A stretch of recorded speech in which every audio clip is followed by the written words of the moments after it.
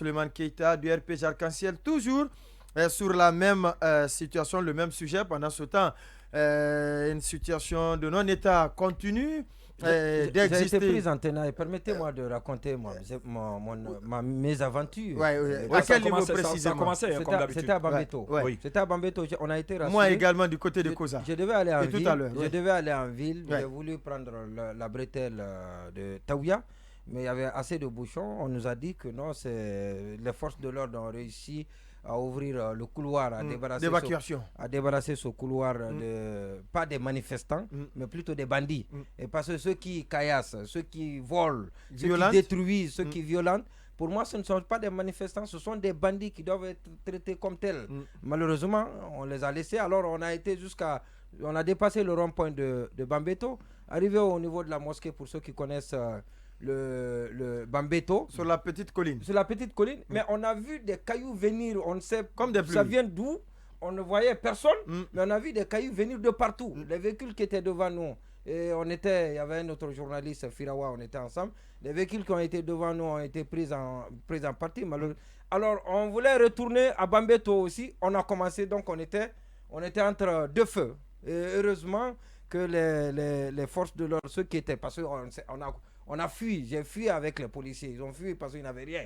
On courait ensemble pour quitter le lieu. Arrivé devant, on a été encore pris en tenaille. Comme pour vous dire, vous l'avez dit tout à l'heure, et ça c'est évident, c'est une situation de non-état qui est créée sur l'axe, et malheureusement à cause de ce qu'on a commenté hier et qu'on a tous regretté.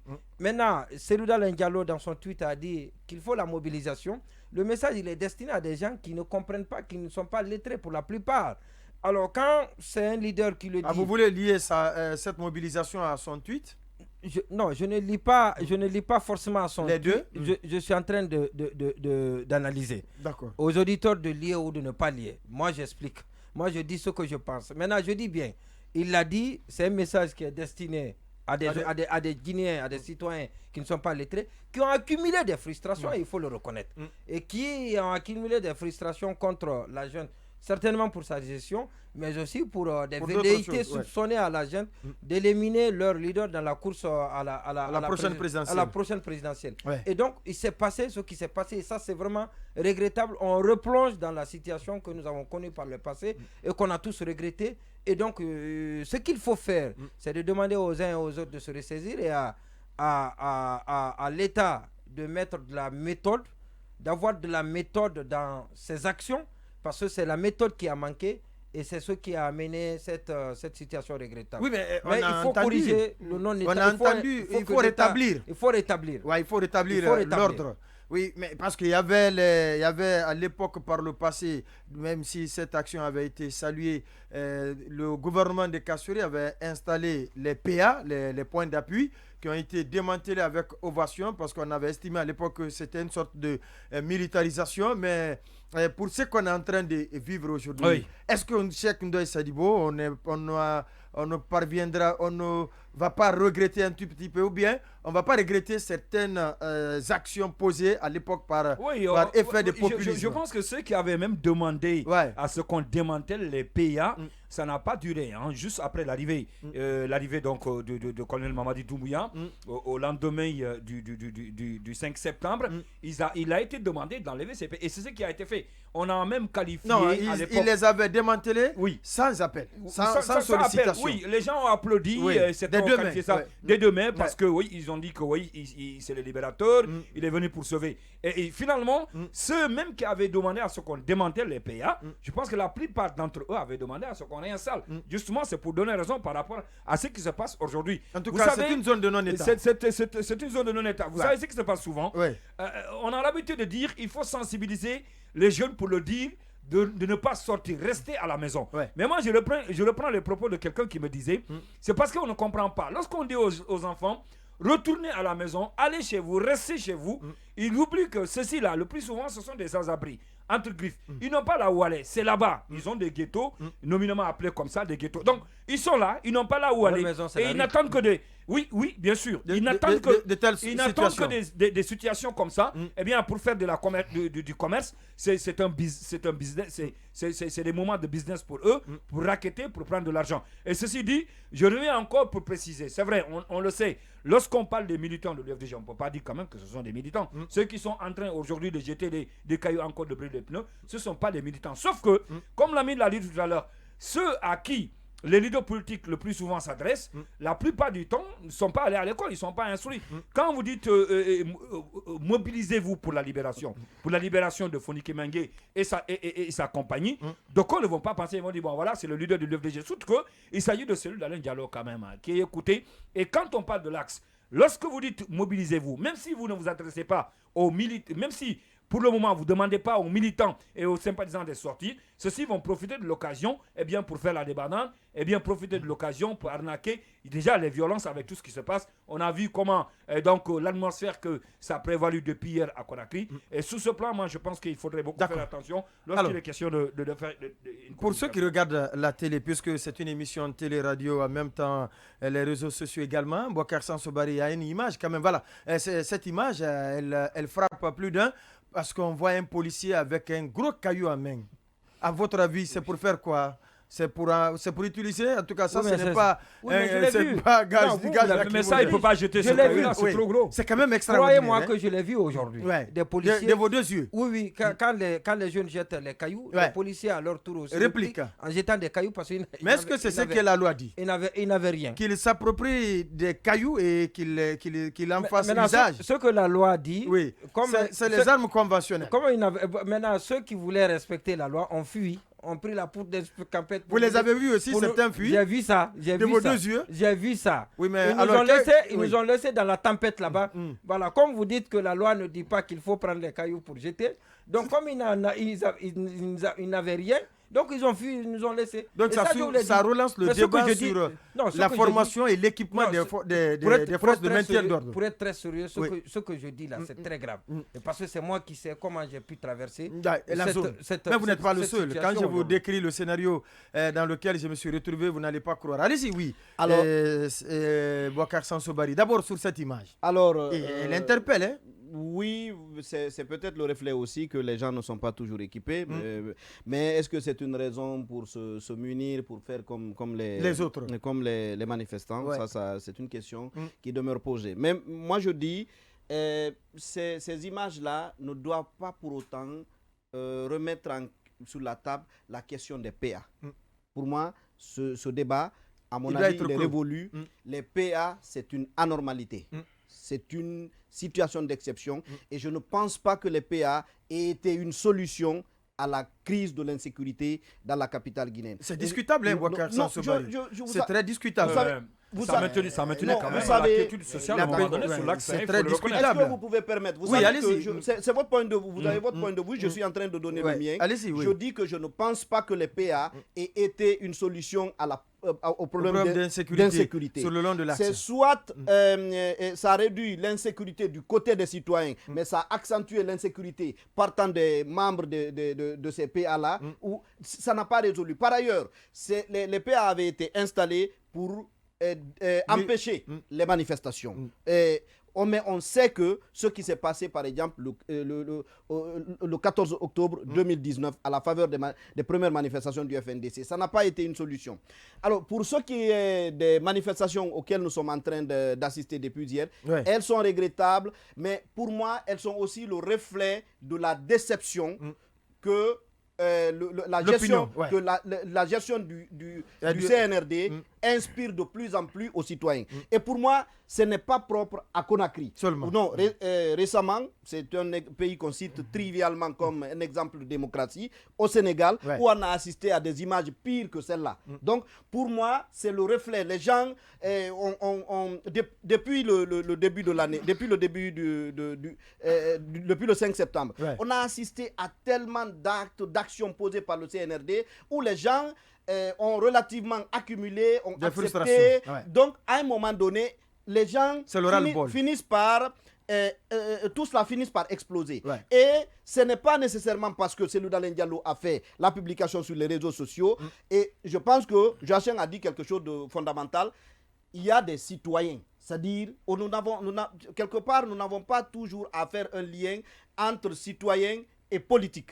C'est-à-dire, il y a des citoyens qui peuvent avoir, qui ont la conscience de décider par eux-mêmes s'ils manifestent ou pas. Si les gens avaient décidé de manifester, ils se seraient d'appeler à une manifestation, ils l'auraient dit de manière relativement plus claire. Maintenant, nous savons par exemple que le jour par exemple où on a sorti les leaders de notamment Cellou et Sidia de son domicile, là aussi il n'y avait pas de manifestation, mais subitement les gens s'étaient déversés dans la rue. Oui. D'accord, oui. Baïla Amadou Traoré, qu'est-ce que toutes ces images vous inspirent?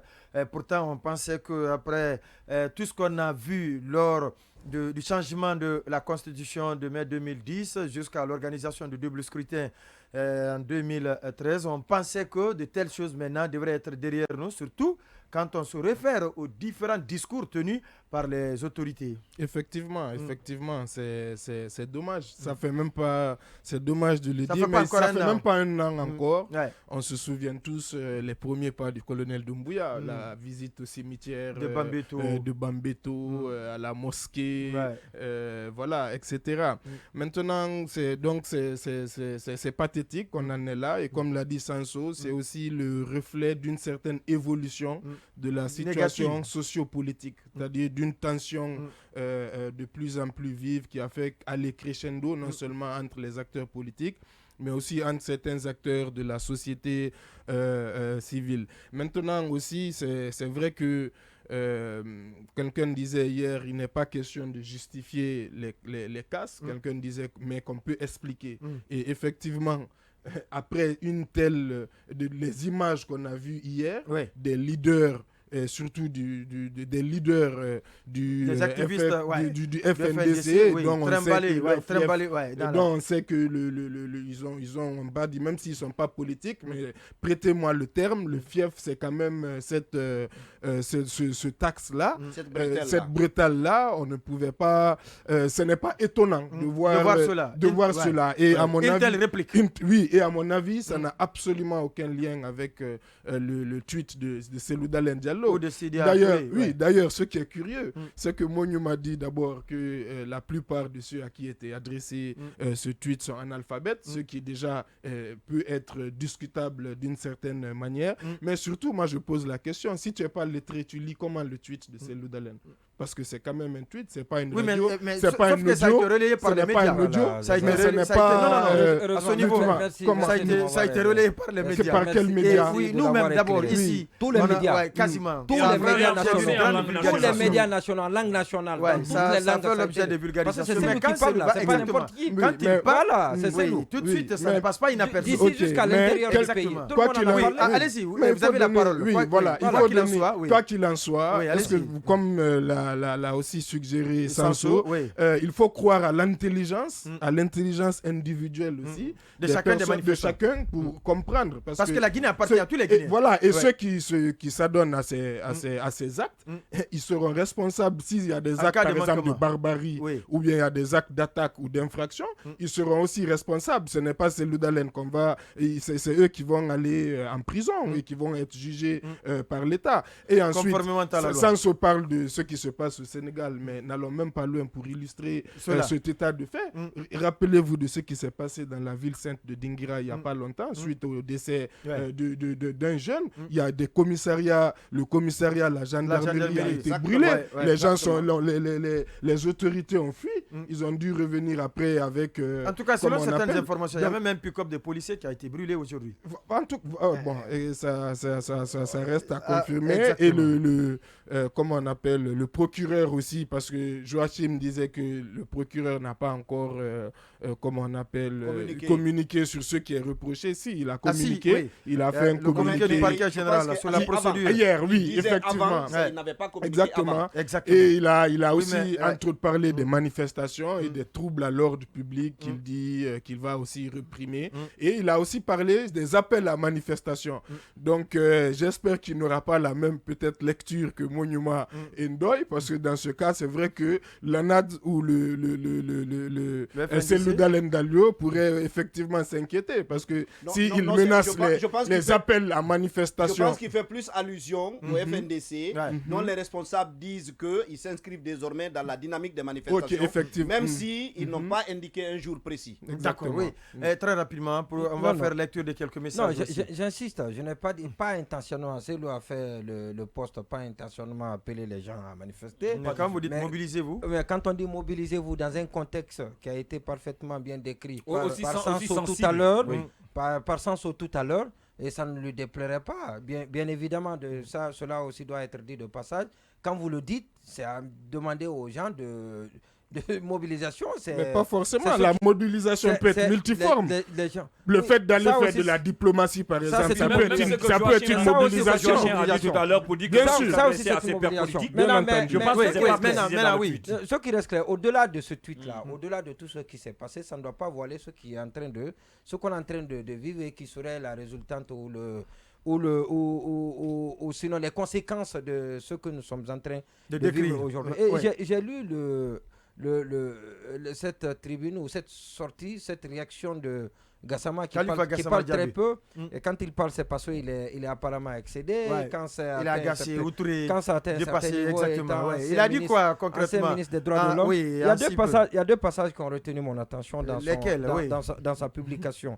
Il dit que c'est avec tristesse et consternation que l'on assiste de plus en plus à cette dérive théâtrale et violente de l'expression de la justice au mépris du droit réel et de la dignité humaine. Alors, il s'adresse à qui? Aux autorités? Pratiquement au parquet général?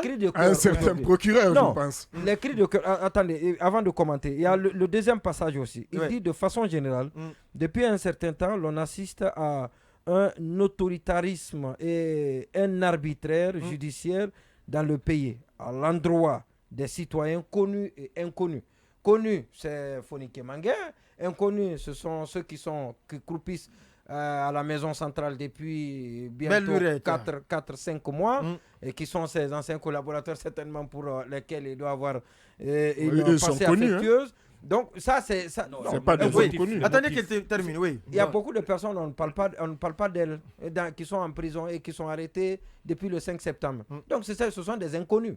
Connu, c'est Fonike Manguin. Depuis son arrestation hier, la toile est enflammée et ça crée une onde de choc. Une ébullition même, c'est une partie de Conakry. Alors maintenant, les deux extraits que je viens de relayer traduisent bien évidemment le fait que la justice, encore une fois, doit faire la véritable boussole. À faire sa mue. La justice est la boussole, c'est une volonté bien exprimée, mais il faudrait bien évidemment dans le fonctionnement quotidien de tous les jours, son fonctionnement, et que ceux qui ont en charge bien évidemment de diriger cette justice-là, de dicter, d'orienter cette justice-là, de faire fonctionner cet appareil judiciaire, que ces personnes-là, je ne dis pas qu'elles doivent se remettre en cause, mais elles doivent faire beaucoup attention, et parce que tout ce qu'on dit aujourd'hui, toutes les récriminations contre ces personnes avaient fait leur mea culpa contre la junte, pour la plupart, c'est lié à des procédures, aux actions posées par la justice. Posées par la justice. Oui, et donc, ça, c'est important. Vous demandiez à qui il s'adressait. Il suffit de lire la première phrase de sa tribune pour comprendre. Allez-y. Le spectacle arrogant, avilissant et déshonorant auquel la justice du procureur Charles White s'est adonnée aujourd'hui à travers certains éléments des forces de l'ordre lors de l'arrestation violente de Fonike Manguin et compagnie n'est ni digne de la démocratie ni de notre pays. Et les juristes de passage, il faut le rappeler, Khalifa Gassama Diaby. La technique me dit que nous devons aller en pause. Beaucoup de réactions également, des SMS et d'autres réactions.